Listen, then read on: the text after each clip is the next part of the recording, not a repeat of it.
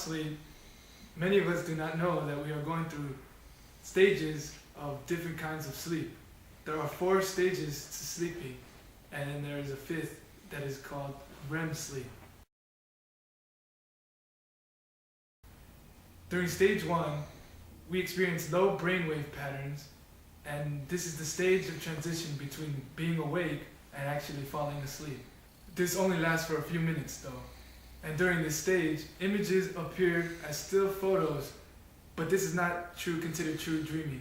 Stage 2, which makes up half of those in their early 20s dreaming, is characterized by slower, regular brainwave patterns.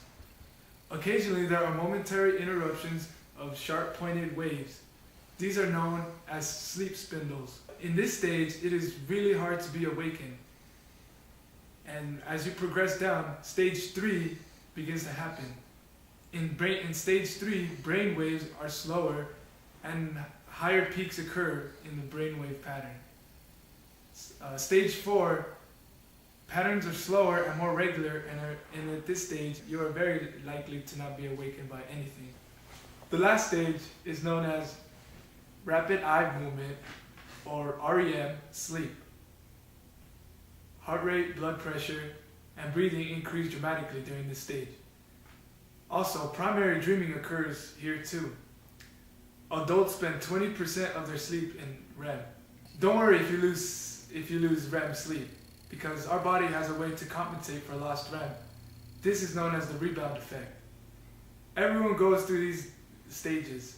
They occur in cycles of 90 minutes.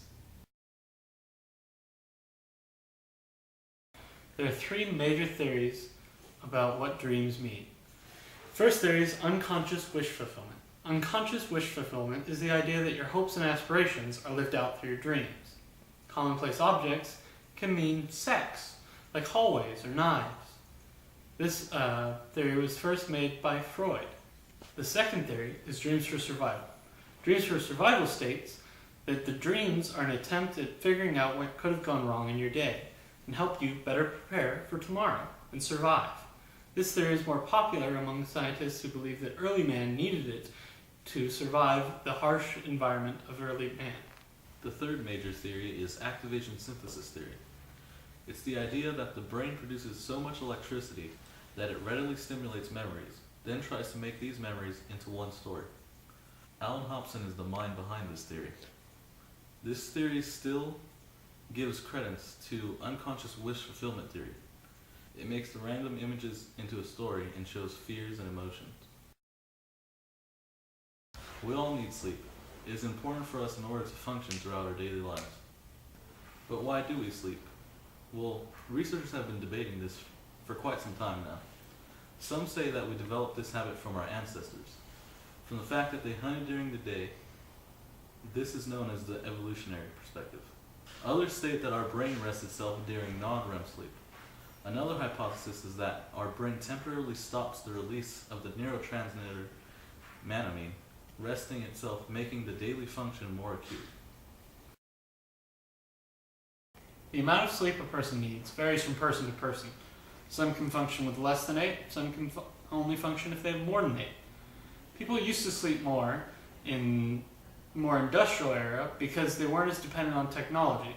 Instead of a bay machine, you'd actually have to go out with a scythe and make your own hay bales.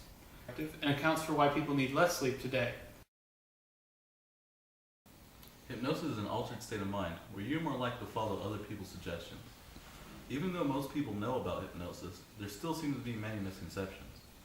You cannot be forced in hypnosis, and you still retain your own free will. It's nothing like what you see in the movies. You're not going to be seeing people harm others or harm themselves or being brainwashed. The most you're going to see are people doing little embarrassing acts that you're familiar with in hypnotist shows. But hypnosis is not only good for entertainment, it's very useful for treatments. These treatments include pain control and treating disorders such as stress and anxiety disorders, among others.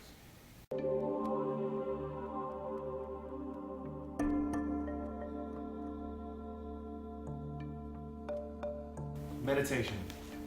the act of removing all outside thought from your mind and obtaining complete peace. It has been practiced for thousands of years.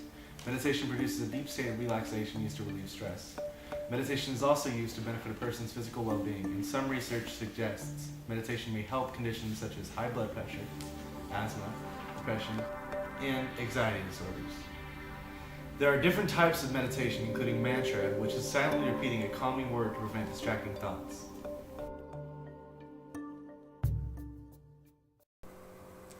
Drug use. In one shape or form, drugs are a part of nearly everyone's life.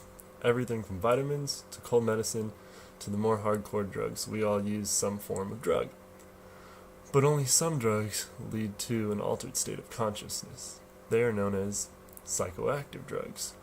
They influence emotions, perceptions, and behavior. And surprisingly, these types of drugs are common in most people's lives, daily life. If you have ever had coffee, drink a beer, you've had a psychoactive drug.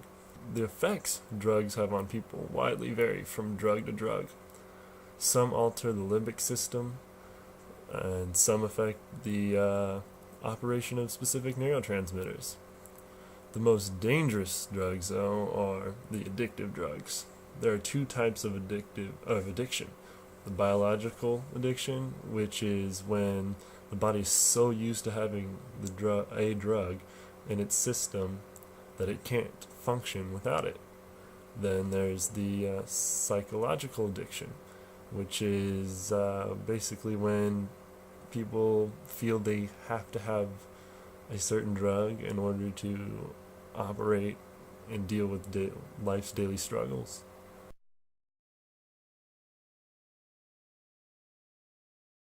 We surprisingly know very little about the underlying causes of addiction, because different drugs like alcohol and cocaine affect the brain in very different ways, yet can be equally addictive. Now, there are a few types of drugs. You have your stimulants, which will be your caffeine and coffee. It will be cocaine, amphetamines, methamphetamines, also known as meth. Stimulants affect the central nervous system by raising heart rate, blood pressure, and muscular tensions. Then there are your depressants, which will be things like alcohol, barbiturates, and rohypnol, aka the date rape drug or roofies. And depressants impede the nervous system by causing neurons to fire more slowly. And then these feelings of intoxication bring on a sense of euphoria and joy.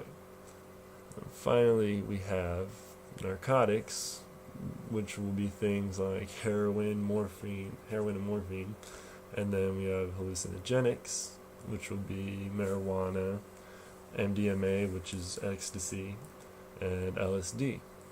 And narcotics relieve pain and increase relaxation. But what makes narcotics so dangerous is people generally build a strong biological or psychological addiction to these drugs.